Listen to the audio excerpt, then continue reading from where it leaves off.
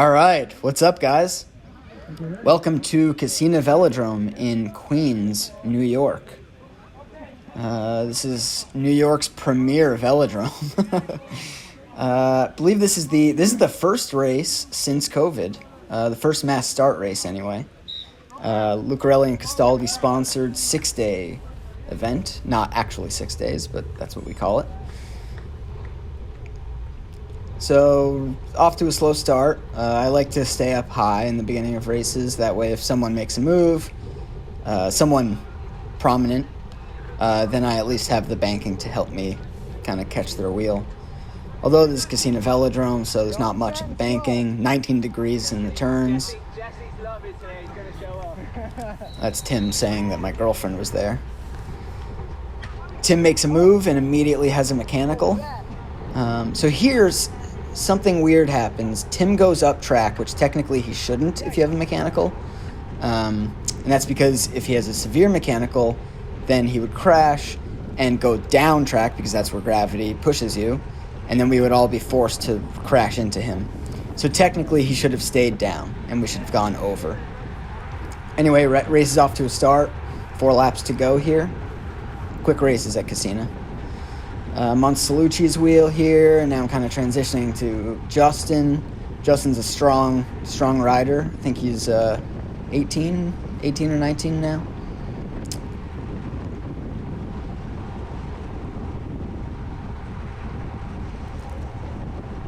And then here I'm just thinking I need to stay on Justin's wheel. I let a little bit of a gap open up, but I'm also, this is the first race. I know no one's going to do anything crazy, and just like that, the race kind of breaks apart. So I get off Justin's wheel. He looks around. He sees nothing's happening. Pretty sure he kind of peeled up a little at this point. So now it's just a game of, okay, there are 3 to go. Is anyone going to do anything? Probably not. Let's go! Someone yells, let's go, let's go. So here I'm just above the stairs line, kind of looking around. I come down track just to kind of keep the race going.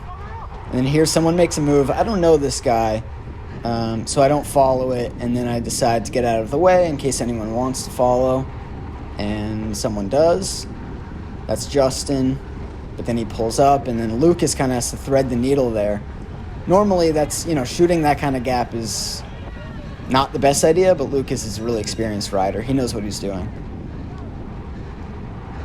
I say, I reserve those for good riders like Lucas. Anyway, back to the race. I think this is the last lap, so this is the sprint. There you can see Justin kind of gives up. I kind of give up. And that's that race. I know I was really spent. I coughed up a lung or two after this one.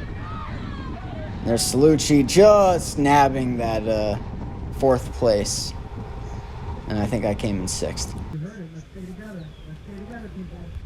Okay, here we are in the second race. This is an 8-lap scratch.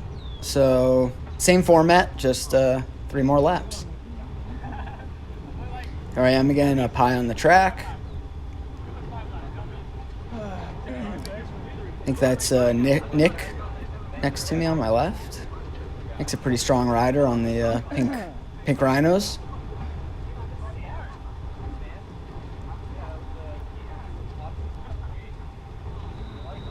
Here we get the whistle. That means the race is on. Usually a Rhino will do something. But someone else does something, and I do not follow because I am tired already. I'm on Alyosha's wheel. I don't really know Alyosha that well as a racer. But if he's in the 1, 2, 3, it's got to be pretty decent. Following his wheel, someone pulled up there. And there goes that, and I see that's Justin up ahead, and I don't know why, but I decided to chase it down. So here I am doing a lot of work just to close down this gap. Sorry, Justin. Can't let you get away that easy, even though everybody else did. And what you can't see is behind me, I'm just stringing the whole race along, which normally I would say don't do. And I'm not sure why I did it. especially because now I'm tired, and there's Lucas. He should have stayed in there and just kind of wailed, but so now we got 2 rhinos off the front, not really together. There goes another racer from that team that I'm not very familiar with.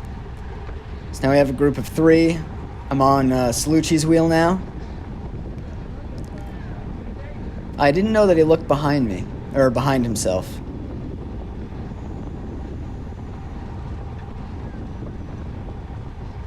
So I'm just kind of letting him close the gap. Thanks, Salucci.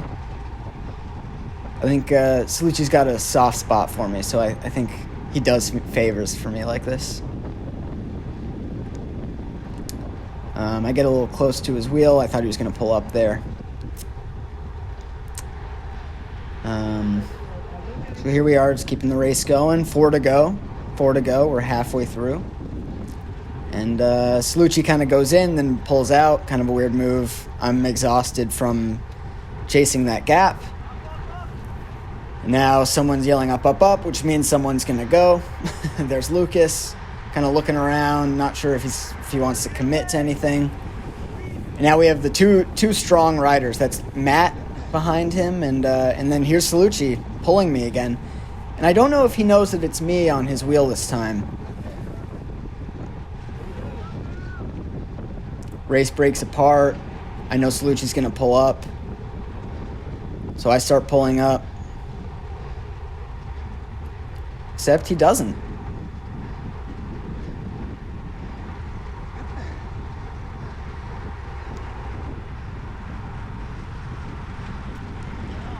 There we go. Ramirez makes a move. Ramirez is chasing. I can already hear it in my breathing. I'm pretty exhausted. So now that's Jed on the left there. Jed's a very seasoned racer. He's been racing probably longer than Justin's been alive. Justin to his right. And now whenever this happens, whenever the sprinters lane opens up, I like to shoot down because I know that it's going to close again real soon. So if I shoot down, I can kind of insert myself. And that's exactly what happened, except I wasn't as aggressive with it as I usually am. So there I am doing it again. And Ramirez sees me. But I'm not making any moves here. I think we got 1 to go. Bell lap. I'm off the front, or I'm on the front rather. I'm exhausted. I know this race is not going to end well for me. And here we go. Everyone's breaking away, and I'm exhausted. And that's my race. Right about there, I give up.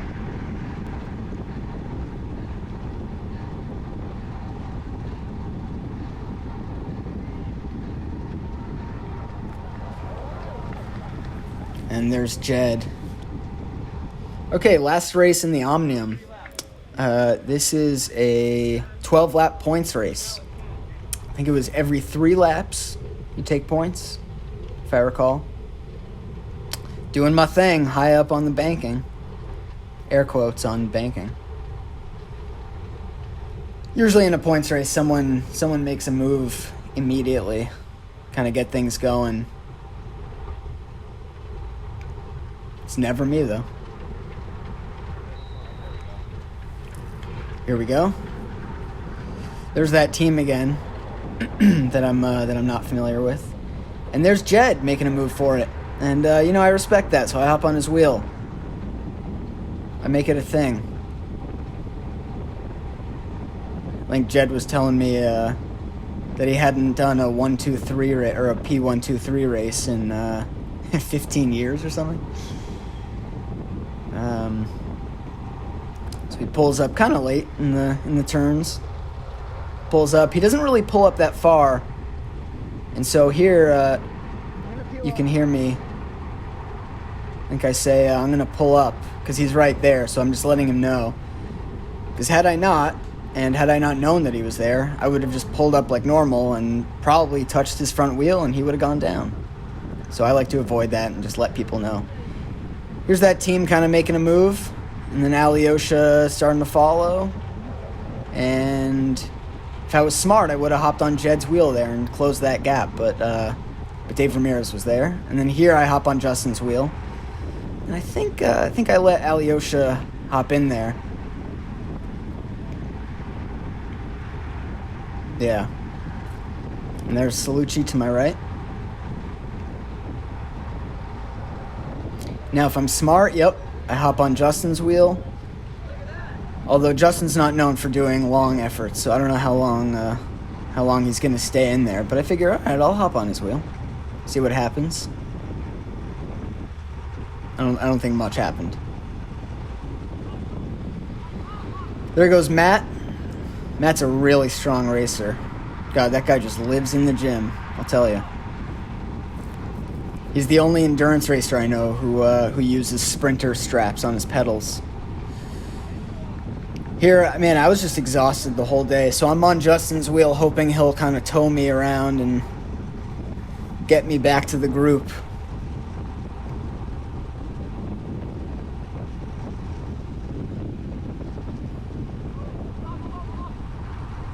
He pulls up. Yeah, that was a risky one because someone was coming around and then Justin pulled. It was weird. Justin looked and he still pulled up. So I remember there was a little tension there. And now it's kind of on me, I guess, to close this huge gap. And I pull up here. Let's see. And then I think we got a little mini train going. Oh, but this was weird. This was when that team up front right now in this second group started doing some pretty frowned upon team tactics. I mean, so I don't know if you know this, in track there I'm yelling he has a teammate because he's obviously not working hard and he's on the front. In track, you're not allowed to do any team tactics. A lot of the time you can get away with it, but there's a right way to do it and there's a wrong way to do it. And so there, you can hear me. I'm sick of his nonsense. So I go up and around to close the gap. Oh, and we got a big crash there from his teammate, who he was trying to protect by keeping that second group slow. Here I am on Salucci's wheel. I don't think he knows I'm there, but I like to let him know that it's me. Just because I know he's got that soft spot. And if I recall, I do tell him eventually, and he hears me, and he kind of picks it up a little.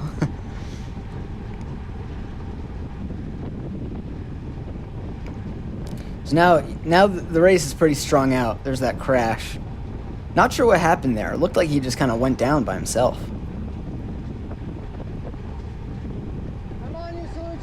Yeah, there's me. Okay, so there I go. I tell him, there he goes. Me saying, I'm on you, Salucci, is like Salucci's coach saying, up, up, up.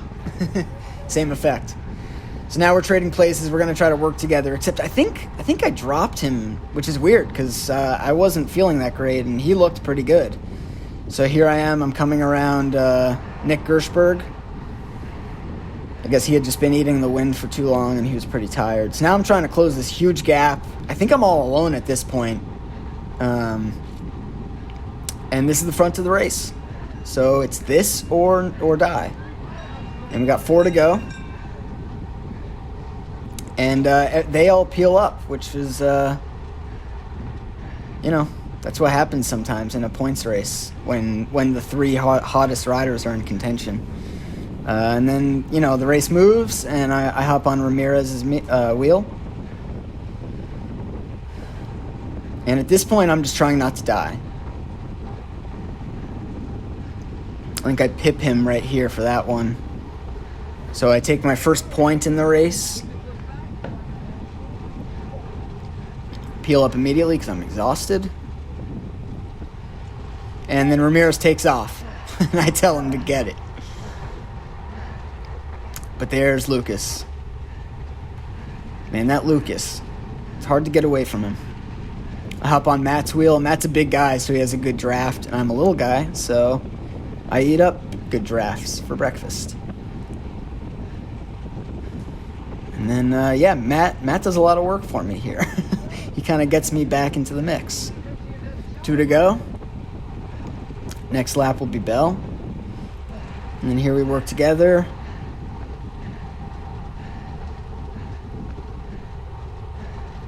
And, at this point, I'm not too worried. I don't think that I'm going to be winning the next sprint or anything. But I am trying to get at least 1 point. So I'm not necessarily going to try to bridge the gap, but I'm going to try to stay away from everybody else. Although here I think, Matt reels us in.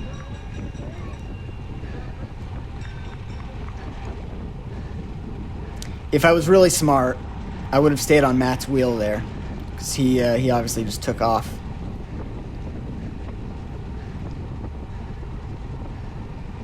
But you never know who's feeling good and who's not, so I hopped on Ramirez's wheel. And then I think I pip him again for for 1 more point. And I think that put me in 4th overall for the race.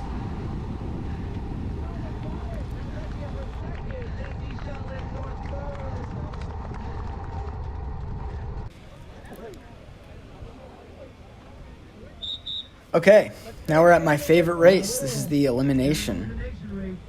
It was a feature race, which means it was just for fun, although there is a cash prize. On bigger tracks like Casino, it's every lap the last rider gets eliminated. But then on smaller tracks like Lexus Velodrome, it's every 2 laps. I think in this race we had a neutral lap to start, which means there was nobody is eliminated on the first lap, just so we can kind of get our bearings in order, find our spot. Very different from a T-Town elimination. At T-Town, it's just a sprint off the off the gate. There's that team again that I don't really know, and at this point I don't really trust them. Kind of crashing themselves out and doing kind of malicious team tactics. So no pull there. And here I'm thinking, okay, time to get into position. So I get around this guy, I see a gap opening up. I see Nick there, and I see a nice little hole right behind Matt. So I take it, fill that hole. And here there's a hole behind Lucas too, but I like Nick, so I'm going to let Nick kind of stay in there and claim that spot. And, to be honest, I think I'm in the best position that you can be in an elimination. A lot of the time you only have one person on the front in the sprinter's lane, but every now and again you get 2 who kind of share the front like this. And when that's the case, I think the best spot to be in, if you can't hold that front, is to be behind the front person on the outside. And that's because then you're getting the draft, but you're also up front, which is away from the danger, both physical and race-wise, which is in the back, usually. That's where people kind of sprint at the last second to not be out like that. You can see Salucci kind of sprints and he kind of overshoots a little. But yeah, so being in this position that I'm in, I think is the best spot. Because then if anyone comes up around, you're not boxed in like Nick would be. Nick's on my left. I'm boxing him in there. If he wants to do something, he can't really. He would have to drop back and go around. Whereas I have all this space on my right. So here we're a few laps in. Lap counter doesn't say anything because it's an elimination. I think that's a Cat 4 on my right there. I can see him getting a little close. I don't know him, so I don't really trust him, but kind of pulls back there. And, hats off to Lucas and Matt here. They really ate a lot of wind during this race.